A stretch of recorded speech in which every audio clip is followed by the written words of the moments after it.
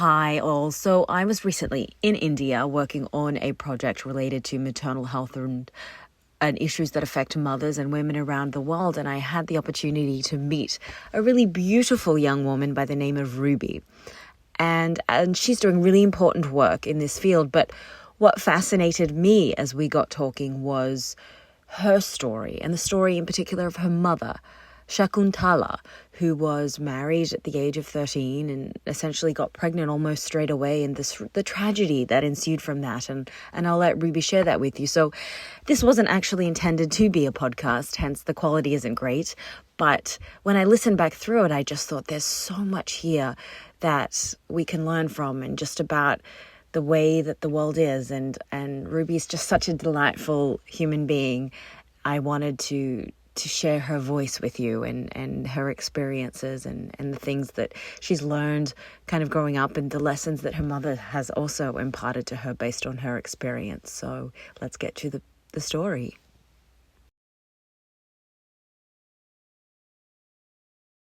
Okay. So she's right now 52, and as I shared, she was only 12 when she got married. Yeah. And after marriage, after 2 years of marriage, she got pregnant and she delivered a girl child. But the child was died after 2 or 3 days of her birth, because the girl got some kind of disease in her back. Like a birth defect, or Yeah, was it infection? No, because she was an immature child and my mother was only 14. Yeah. So she was not mature to deliver A baby. to give a birth to a child. So that's why, because she was not developed fully physically, and the baby was also not able to develop in her mother's stomach. So that's why. So the girl died. Then continuously after that, continuously 10 years, my mother every year got pregnant. And So this was an arranged marriage? No. It wasn't? No. How did your mother end up getting married so young? What led to that? So, have you heard about Indian culture a little bit? Yeah. So, my mother belongs from Rajasthan. So, Rajasthan is basically known for early marriages. Like the culture says, children should get married when they are in their teens, whether it's boy or girl. So that's why. So my maternal grandfather, he died very earlier, when my mother was 10, and my mother has 5 siblings, and she was the eldest one. And after her there were 5 more children to my maternal grandmother. So 6 children altogether. 6 children they were. So my mother, my nani, we call nani, you know Hindi? I call my grandma Nana. Nana. Okay, so nani. Yeah. I think you will understand what I'm saying. Okay. So her mom, yeah. Yeah, her mom, my mother's mom. So she was worried and she was not financially stable. Because how did her husband die? Yes. But what happened to him? Was it an accident? Or No, there was nothing sick? like he was suffering from asthma. Asthma. So he expired when he was only 30. And they both had. And had your mom, did she have all her babies? I mean, did your grandma, your nana, have her babies young too? Yes, my younger maternal granduncle, he was only 11 months old when my grandparents were dying. But how old was your mom's mom when she got married and had kids? She was more younger than my mother. Even she was 8 or 7. Oh my goodness! And then when did she have her first baby?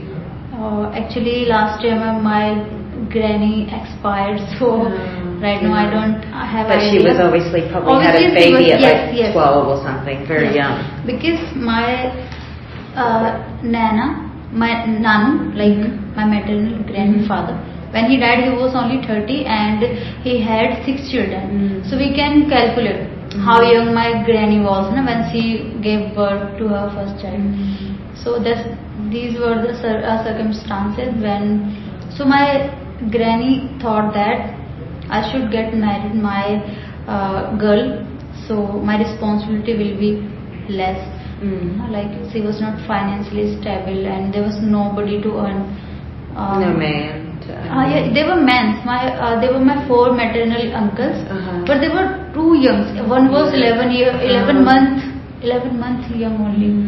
So my granny had to brought up all the 6 kids. So she decided to marry her 2 daughters, my mama and my masi, like my mother's sister. Yeah.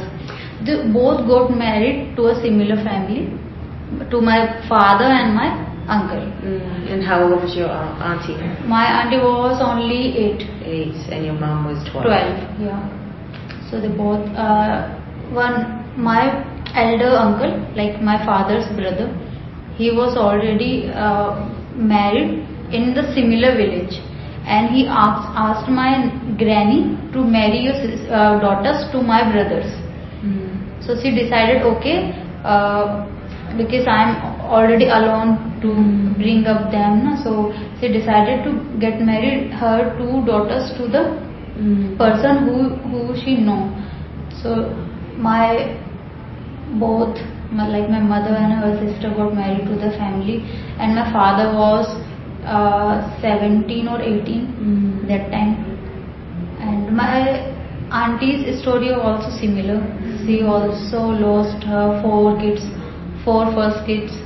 My mother lost her 5 first kids, and 5 are alive. So hang on. So your mom's mom, so she got pregnant probably very young, 11, 12, and so she said she lost 5 kids. But not to my granny, my mother. Your mom lost 5 kids. Yes. Oh my goodness. So she had her first baby at 14. 14. And she lost the baby. Then 15. One more. Then 15. Then 16. Then 17. She lost continuously 5 kids continuously. But she carried the babies to full term, so 9 months. Yes, Yeah.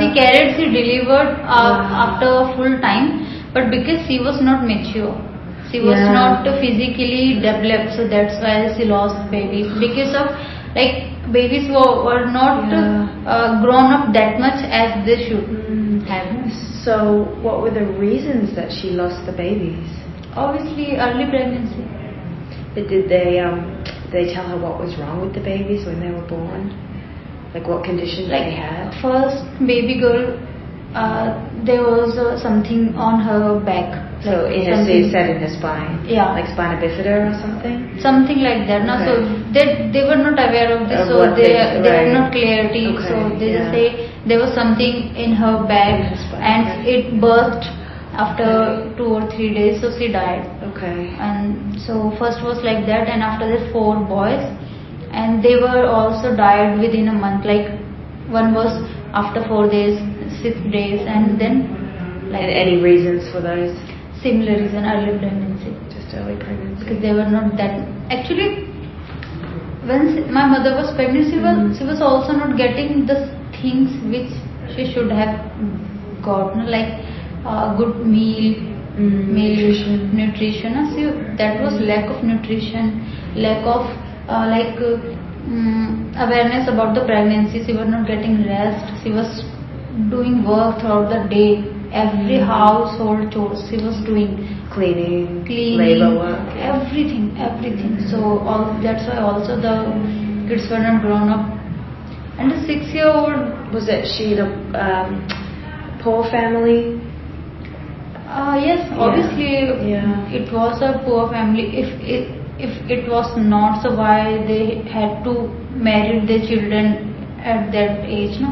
If they had that much financial situation stable, so they should have married their children after her age. And so then, when did she have? Were you the eldest, or of her children that survived? My mother. Yeah. So my mother have right now 5 children. 5 children. One is my elder brother. Then we 3 sisters. 2 elder than me, and then my younger brother. So we are 3 sisters and 2 brothers. And did she have? So she's given birth 10 times. Yes. How old was she when the first pregnancy lasted? Last. So my younger brother is 22 Uh-huh. and my mother is 52, 30. 30. So it took till age of 30 for her to... Her last pregnancy. Yes. Yeah, and then, but her first one that survived. Like 14 to 30, she was Yeah. continuously pregnant. Continuously pregnant. How did that affect your mum's mental state? I can't tell you how much it affected my mother's mentally, physically, emotionally, every kind of health. Like when she was 40, she started complaining about her knee pain, joint pain, and back pain. She got a lot of disease which was not likely to get in 40s. The 40s, women are very young. They can do anything, but she started complaining about the full body pain and sugar, BP, and there was also some kind of mental state, like I have 5 kids and I have to do much things for them, education, career, and there was a lot of things, and still financial situation is not much better, but she's taking stress of all these things. And what had happened with her during her pregnancies, or she lost her 5 kids, so she is not she's not happy with her life, what had happened. So she is willing that what I have faced or suffered, my girls should not.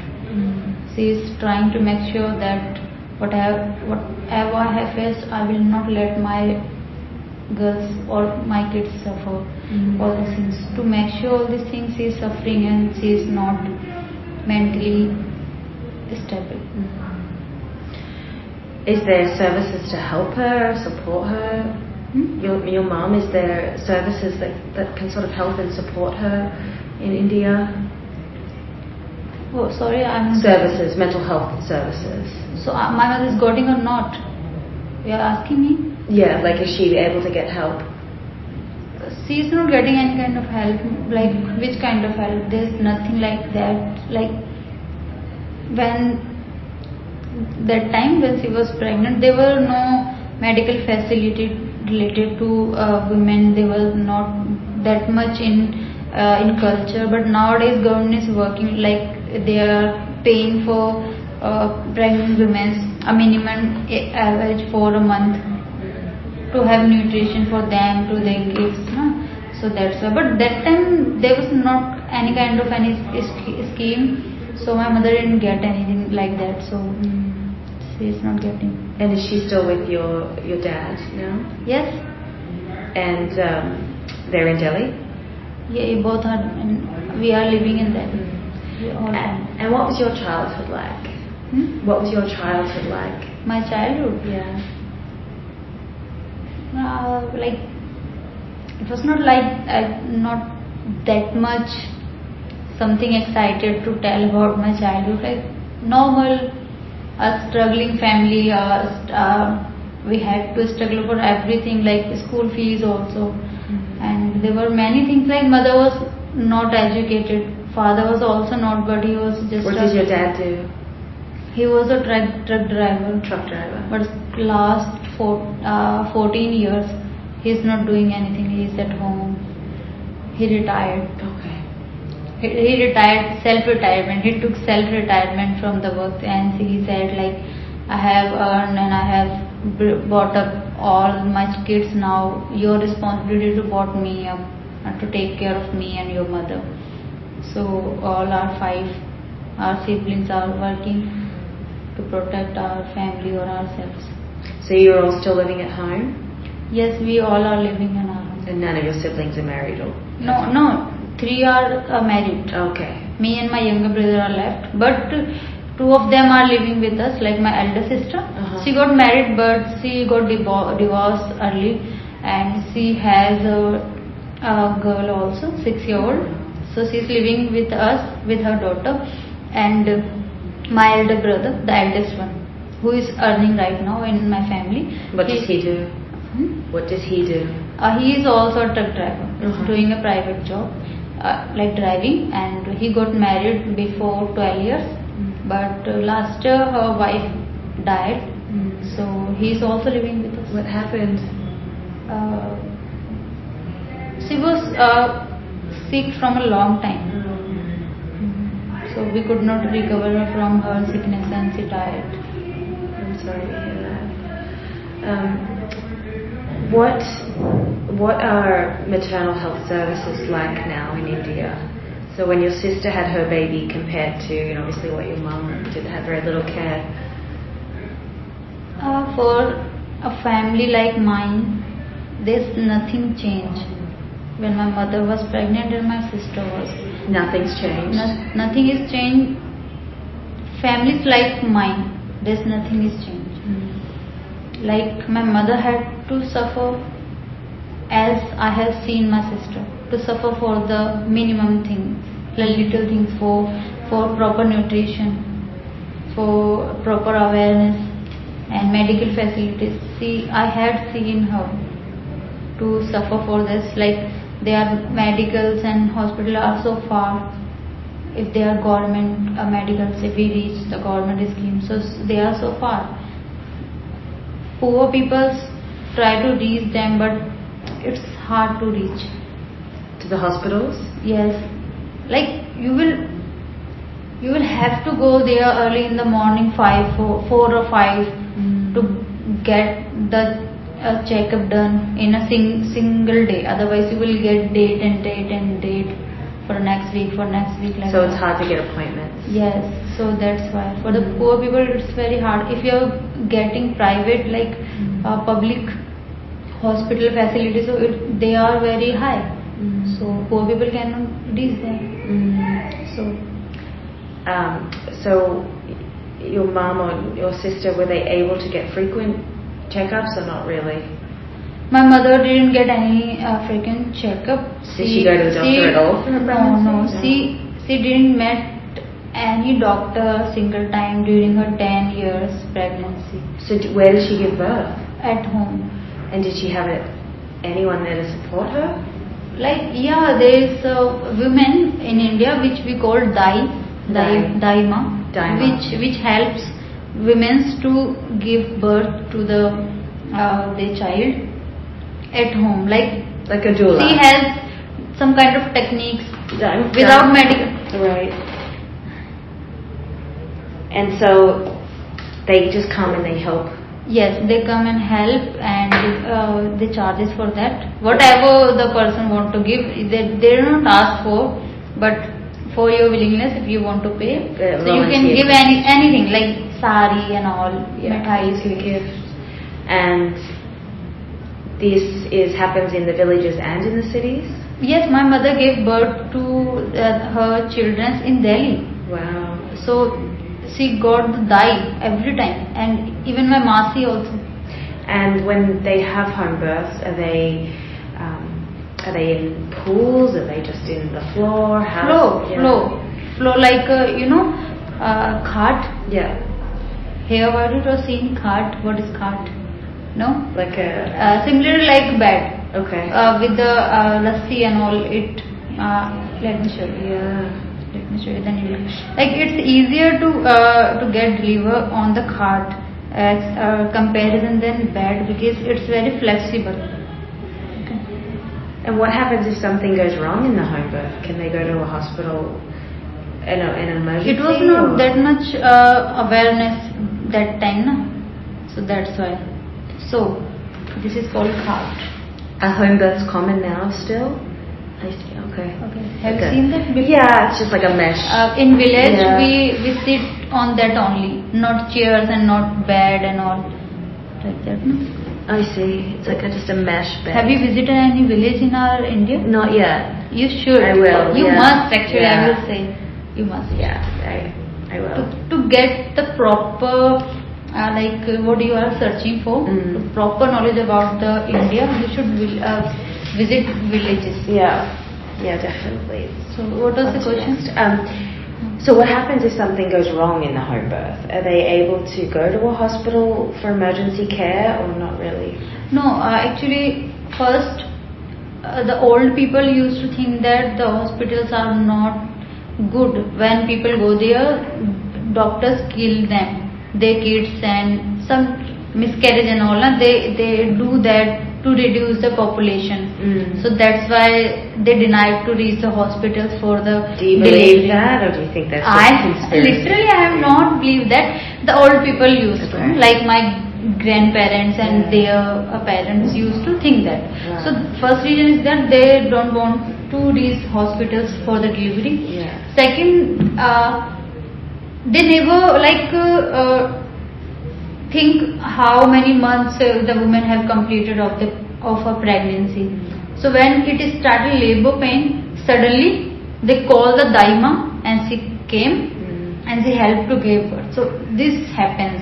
So that's why there is a second reason. If you are not aware how many months you have completed of your pregnancy, how you will reach doctor?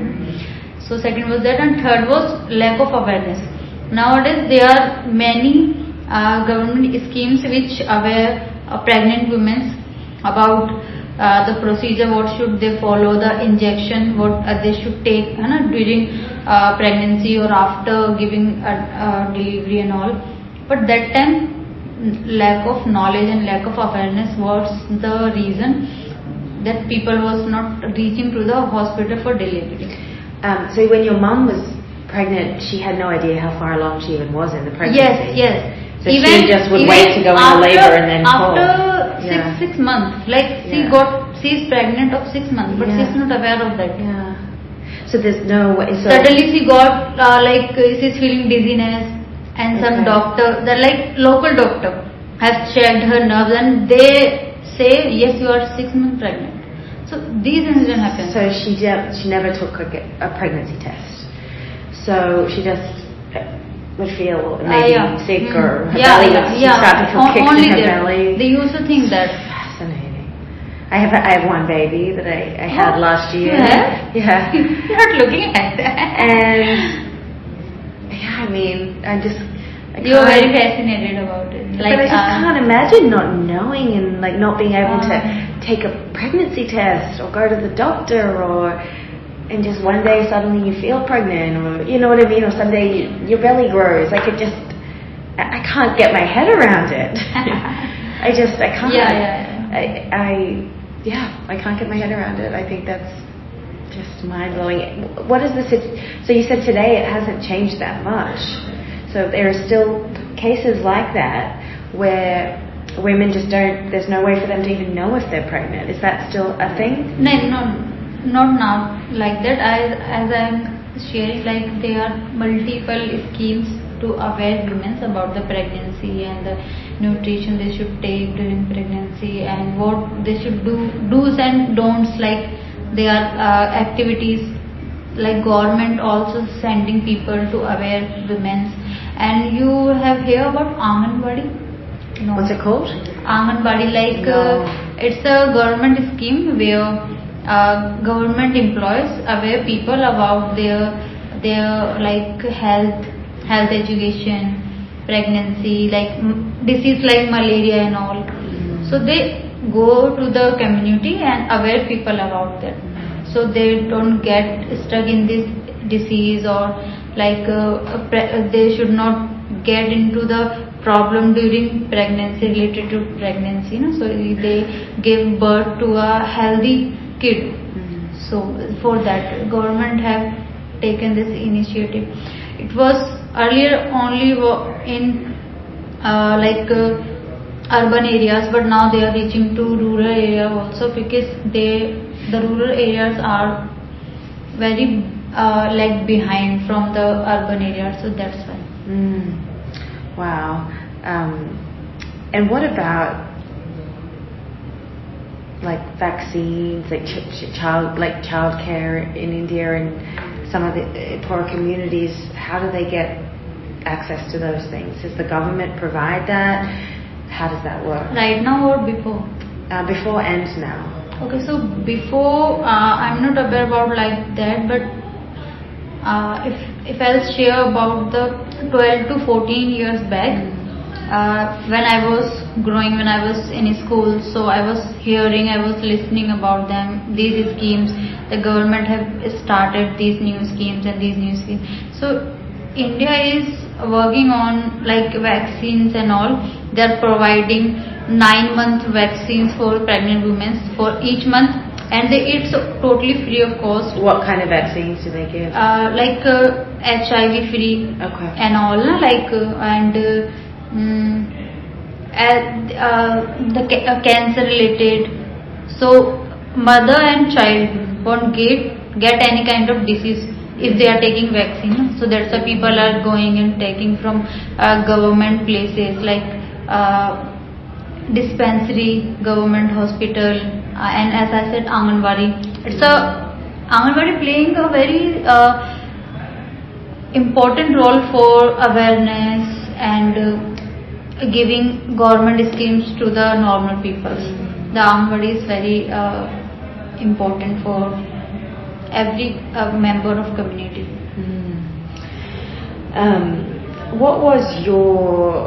What do you remember? I guess I'm just trying to get a sense of what it's like growing up in India. What do you remember sort of about your childhood? How did you live? Did you share rooms with your siblings? What was that, your childhood like? About what? Growing up in India, your childhood. Are you all sort of sleep in one room? Do you share with your siblings? So you said you've got 2 brothers and 1 sister? 2 brothers and 3 sisters. And 3 sisters. Including me. Wow. And so you all shared a room together? Yes, actually we are living in this area of our house. Our house is similar like that. Okay. So there is a kitchen in this corner and we share the entire place with all family like parents and 5 siblings, and if any guest came, so they also stay in the similar floor with us. So this place is like my house. So yes, growing up in India is very fascinating. First I will say, like, whatever you are experiencing and whatever you are learning while growing up, these are the best things, whether you are getting a personal room, separate room, or sharing a house with entire family. All things giving another kind of experience. But if I will have to suggest, so I will say, like, yes, I have enjoyed my childhood. Still we are living in similar place, similar with entire family, so it's okay. And you share the meals? What? You share, everything's shared, like the yes, meals? Yes, we share everything. Everything. What does your mum cook? My mum cook everything, and she is a fantastic cook. Are you vegetarian or no? We are both. We eat both. You eat meat and vegetables? Yes. What is your favorite mum cooking? As I said, my mum is fantastic cook. She cook anything and it becomes like mouth watering dish, like that, na? But the first and the most favorite mine is cauliflower with potato and peas. Nice. And multiple vegetables. So this is my most favorite with rice, and in winters every other day I eat that. And when did you first learn about your mom's story and what had happened to her? So actually when I was in my school, so I got to know about the novels, and kind of hobby, or what I would say, like something started building in me to write. So I started getting interest to writing. So I started writing about anything.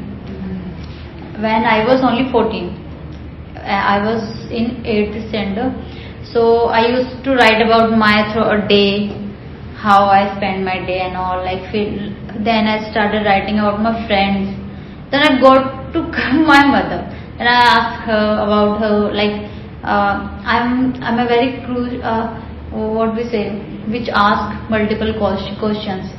What we call that person?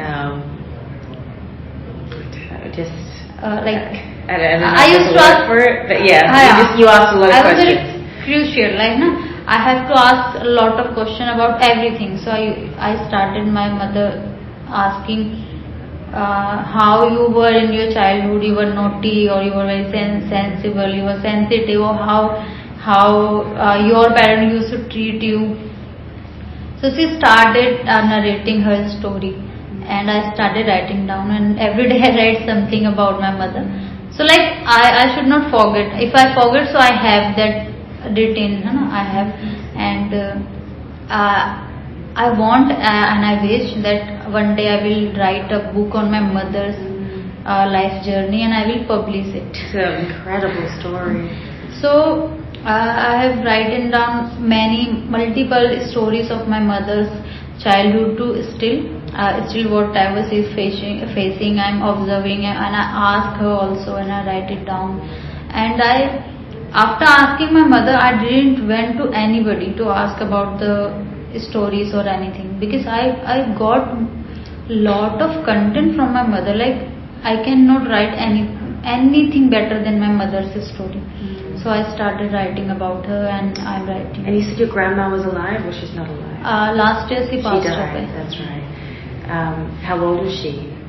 How old? She was like, my mother is 52. Actually, that time in Rajasthan, nobody used to maintain the records when childbirth, and so right. we don't have any. You're not sure exactly how old she is. What the particular date, and like we just assume how was she.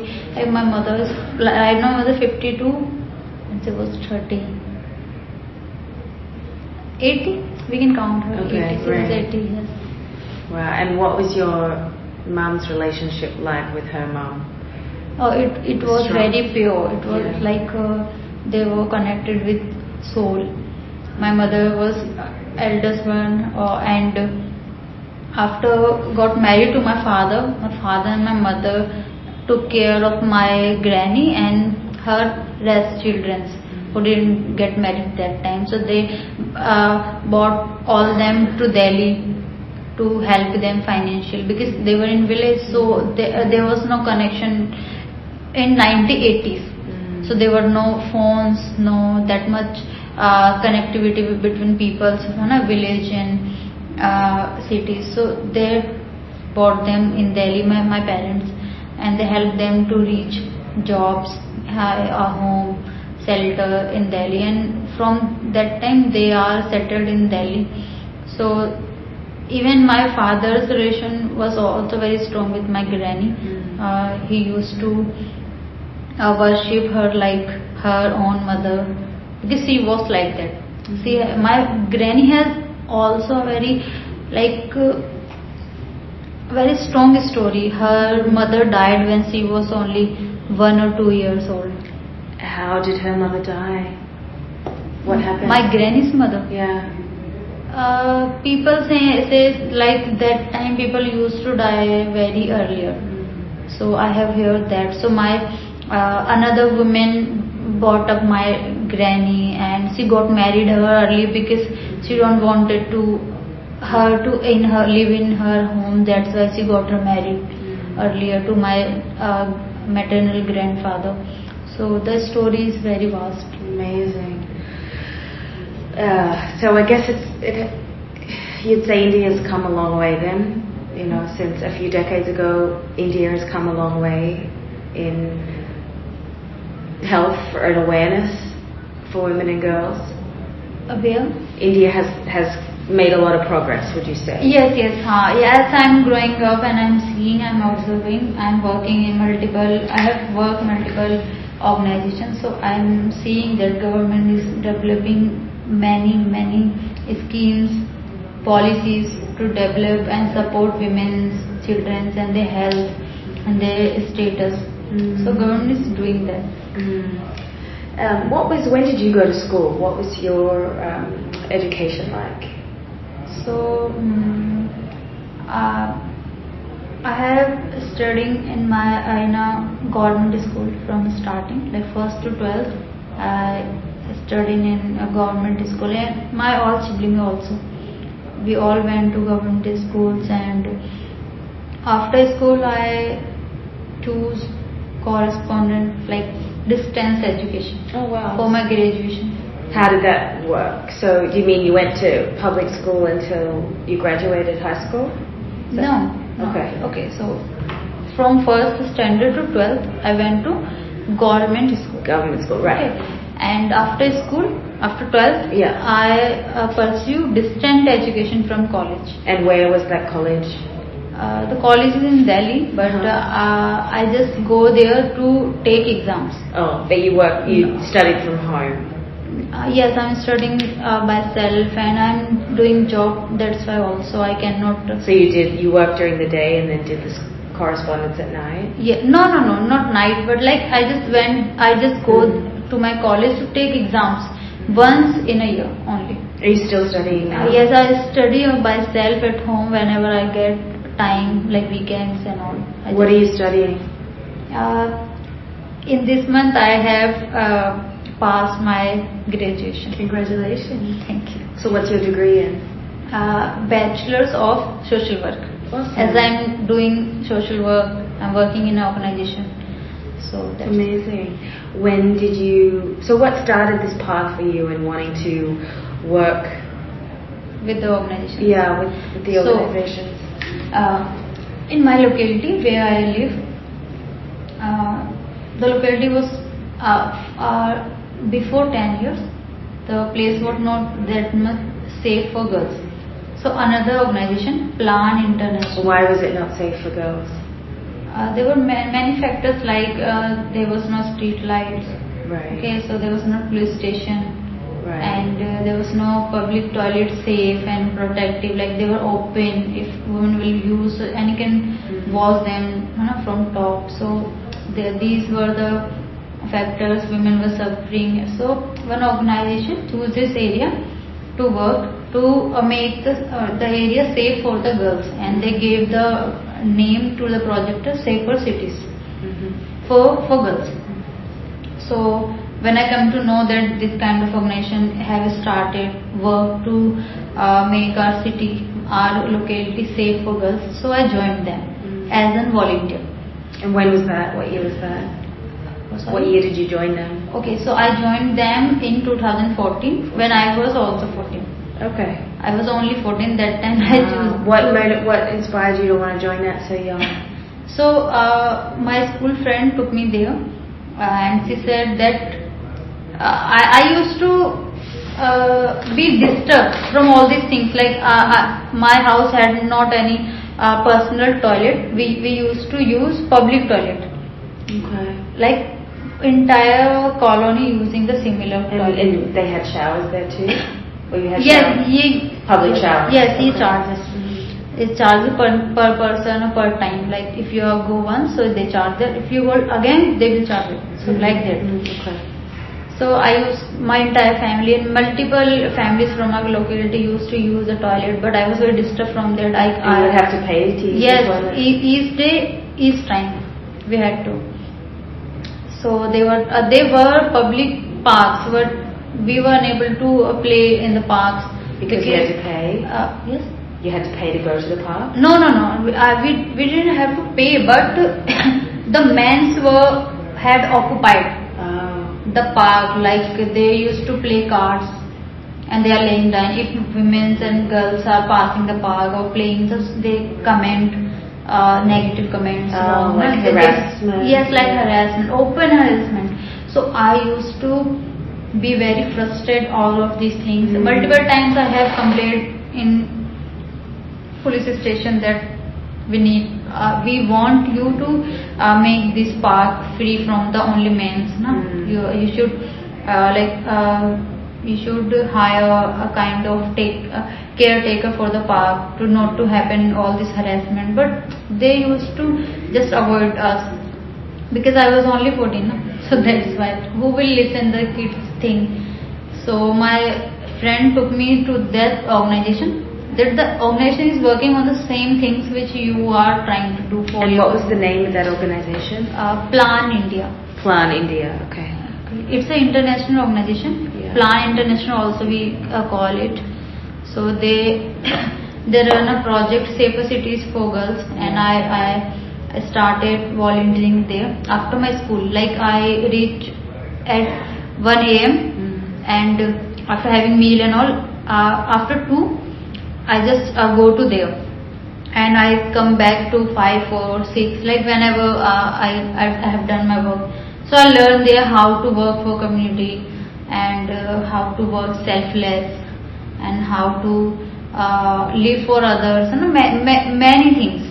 And I have worked there as a volunteer for 10 years. You're still volunteering there? Yes. What's your main job function there now? What do you do? Yeah, like I was the very first volunteer who joined the organization. So they make me the leader, the youth leader.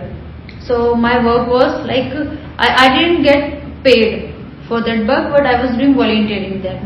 So my work was to engage volunteers from the community.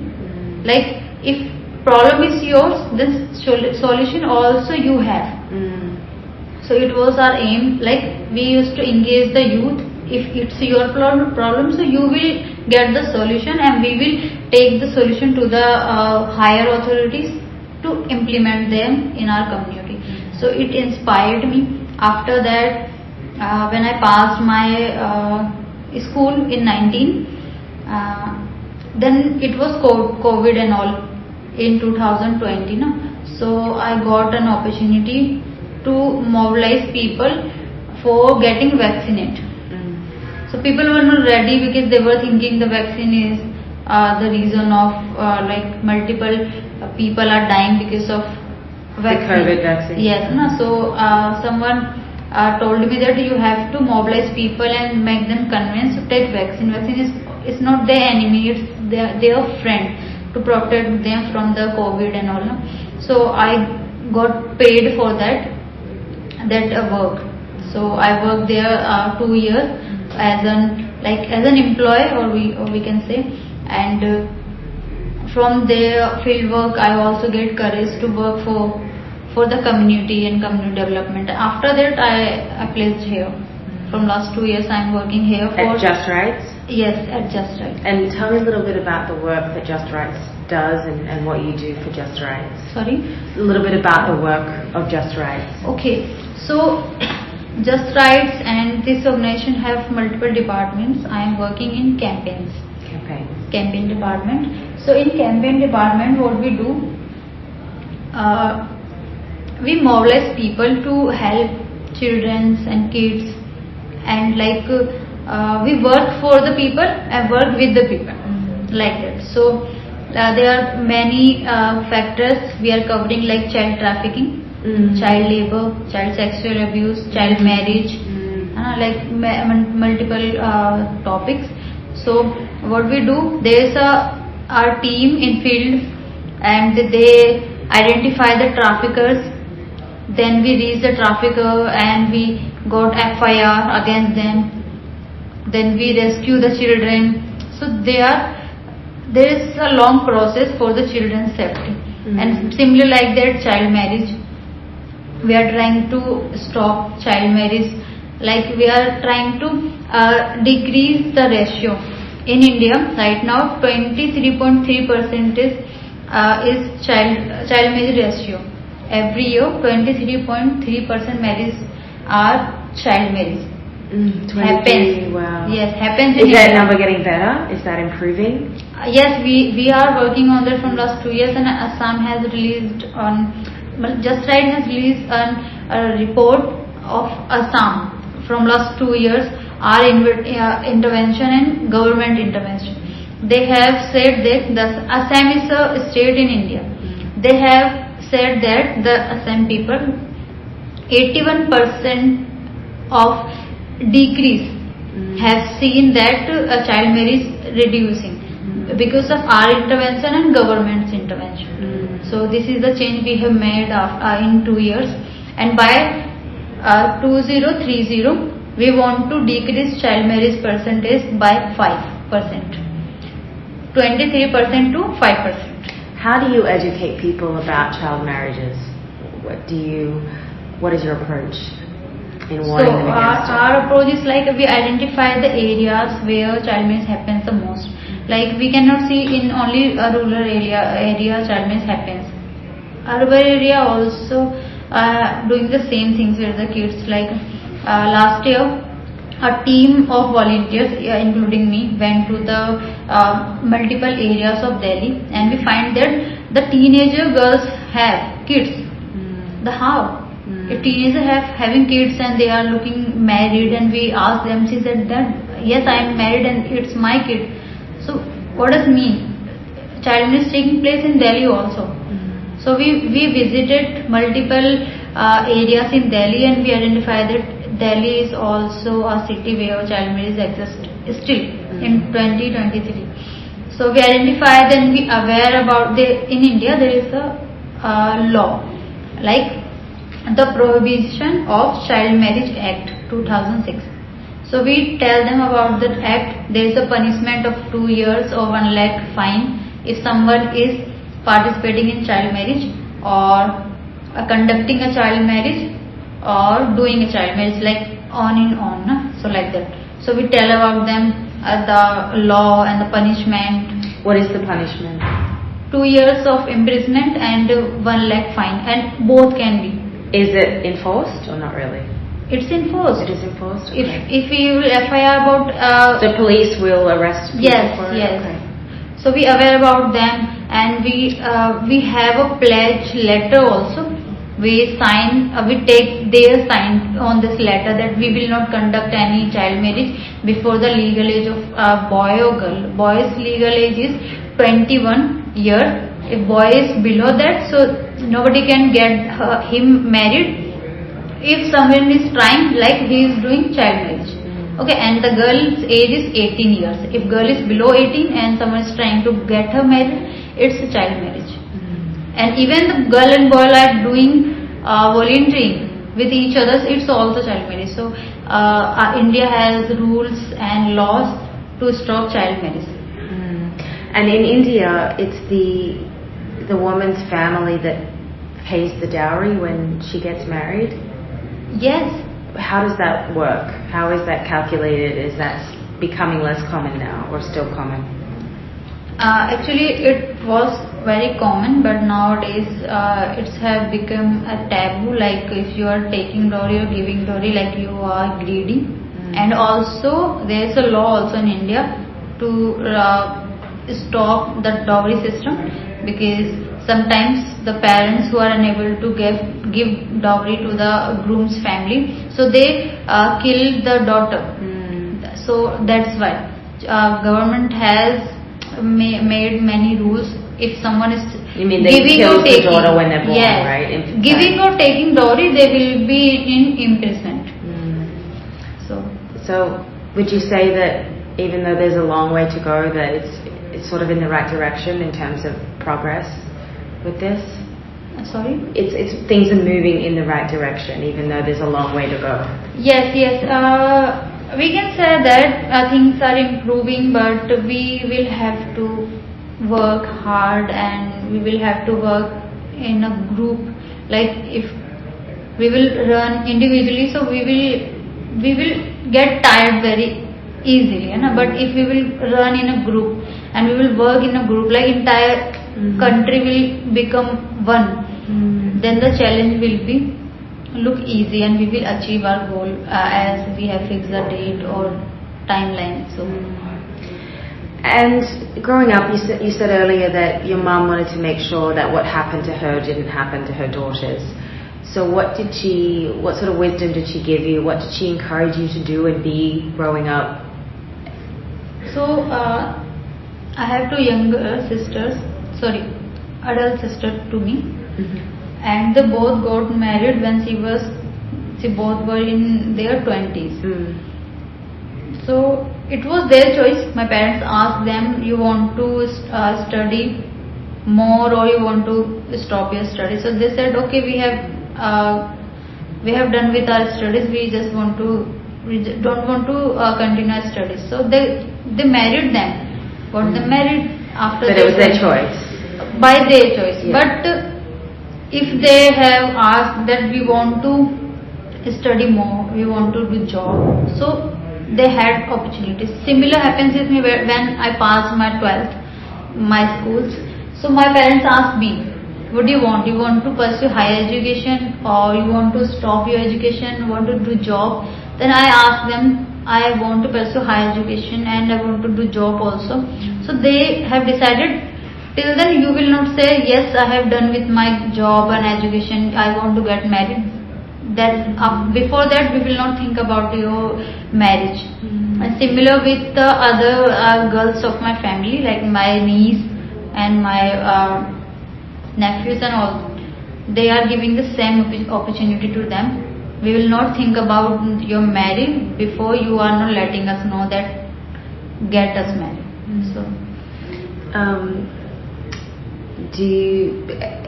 do when women get married here and have babies, do they often just stop working altogether, or do many women go back to work after having a baby?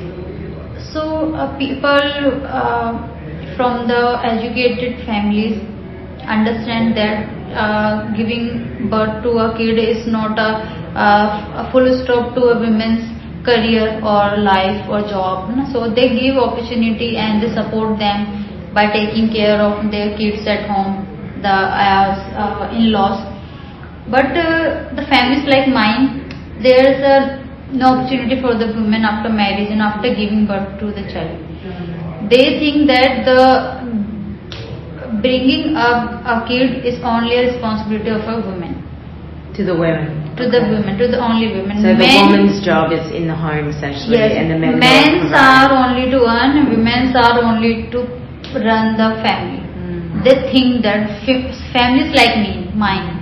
I have also seen these similar things in my uncle's family, like my maternal uncle's family. I have seen that, but educated families are doing, like in my office, my seniors, I have seen them. There are many women who have only months old children and they are returned to their work, returned to their job. So it's like very peaceful for my eyes to see, like these are the women who getting their full rights.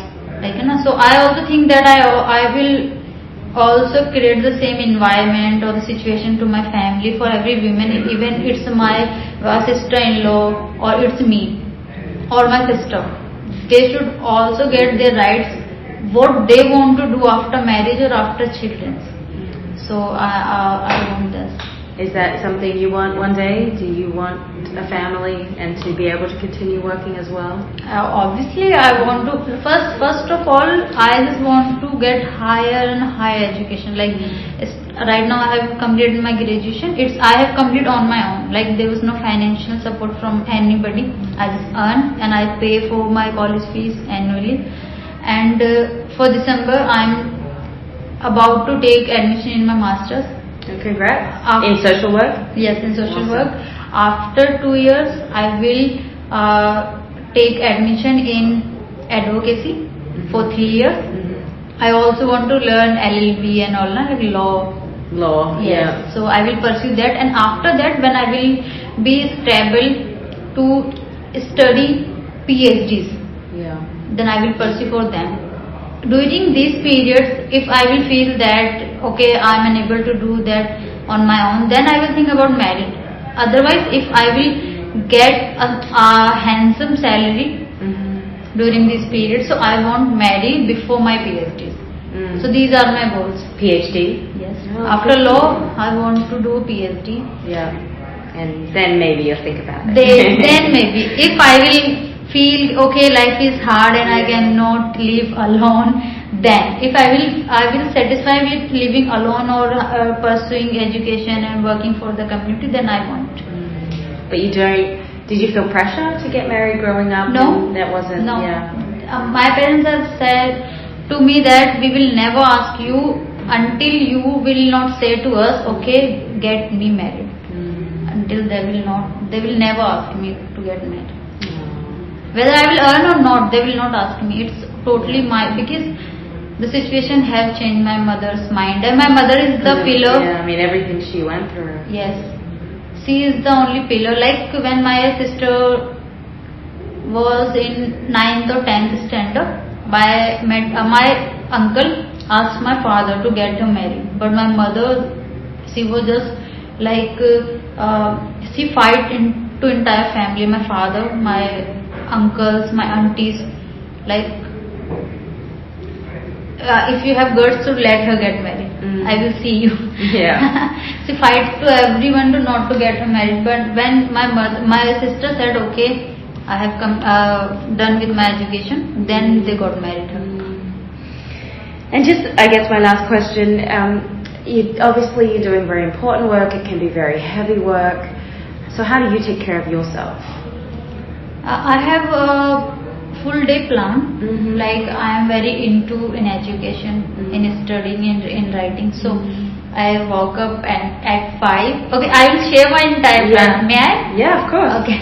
So I wake up at 5.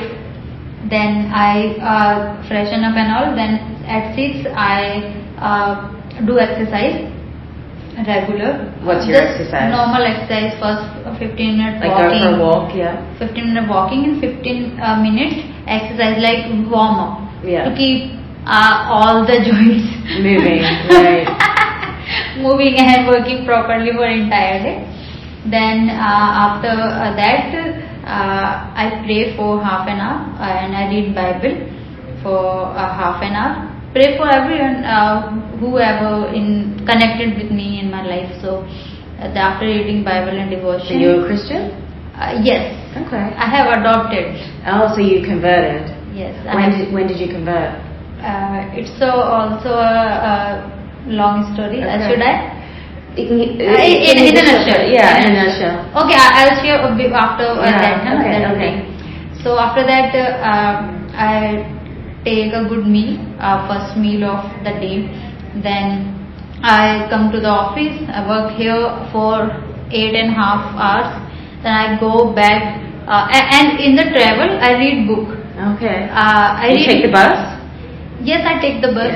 Yeah. And I read novels which I love, and I continue the novel. When it ends, then I start another.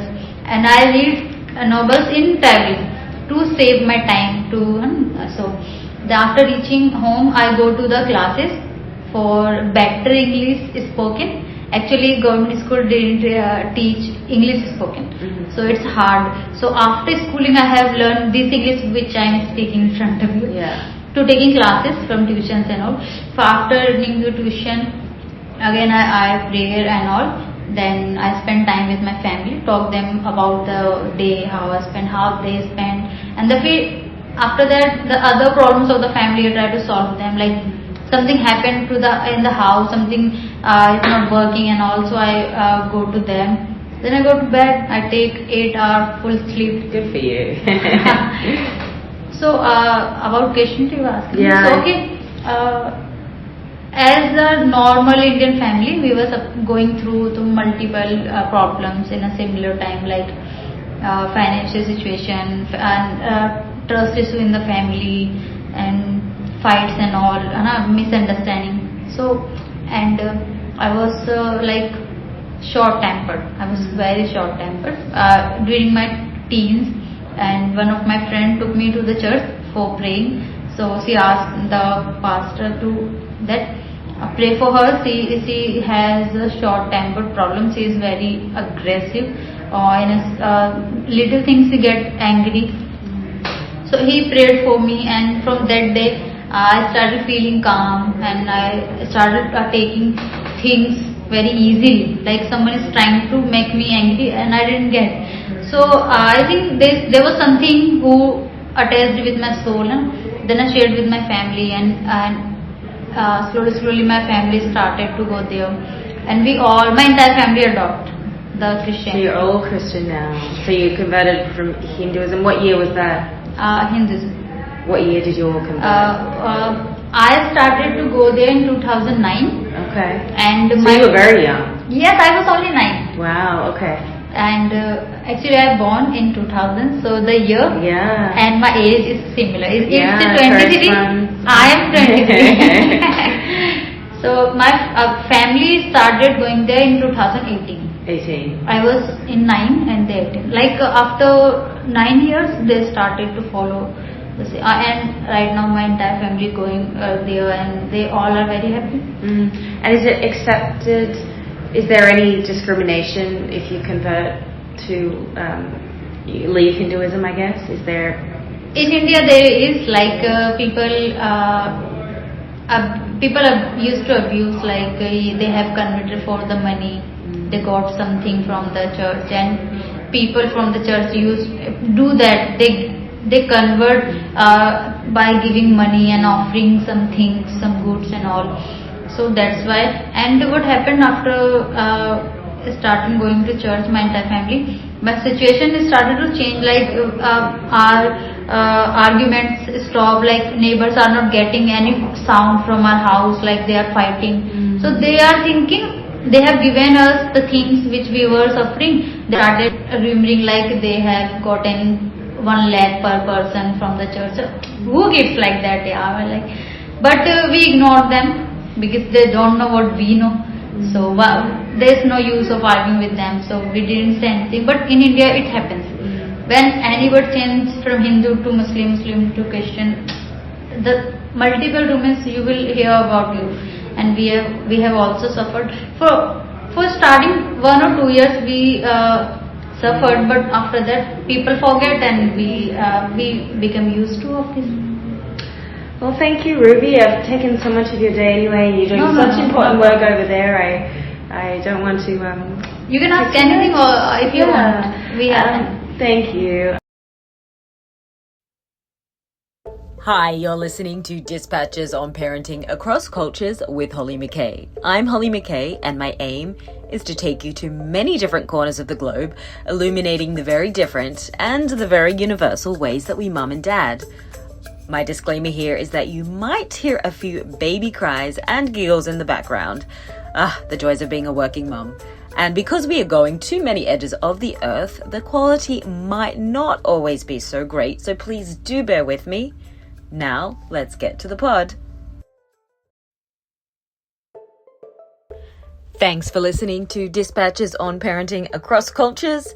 I would love to have you continue with me on this weekly expedition, so please like and subscribe. If you got something out of this episode, please leave me a review and follow me over at Instagram at Holly S. McKay.